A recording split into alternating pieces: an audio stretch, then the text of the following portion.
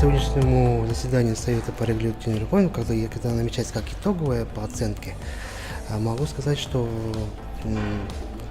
как все знают, 3 года назад была запущена регулятивная реформа, были задействованы все госорганы по анализу, инвентаризации всех норм, которые регулируют предпринимательскую деятельность, были обозначены 1068 нормативных правовых актов, которые подлежат части либо на утрату, либо по изменению редакционного характера, чтобы улучшить ситуацию для ведения бизнеса.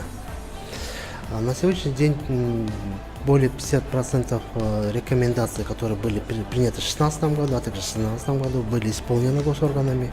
Также на сегодняшний момент 27% рекомендаций она на стадии исполнения, так как отдельные законы требуют одобрения и подписания президента.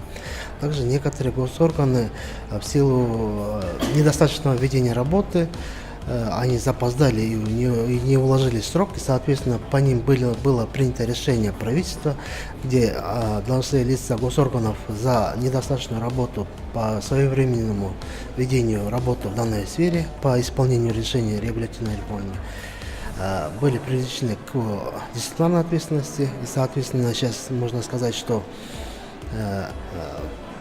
со стороны госорганов уже начата хорошая работа, уже получается 3-я волна.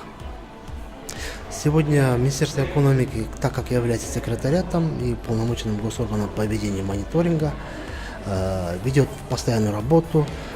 Те госорганы, которые не укладываются в срок, либо идут в формальную подготовку нормативных правовых актов, по нему обозначает и, соответственно, вносит на рассмотрение Совета, либо на рассмотрение аппарата правительства.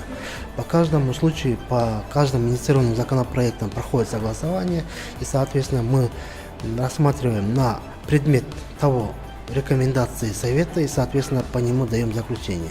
В случае, где госорган, минуя те рекомендации, вносит свои, также ужесточающие нормы регулирования нормативных правовых актов, то это пресекается.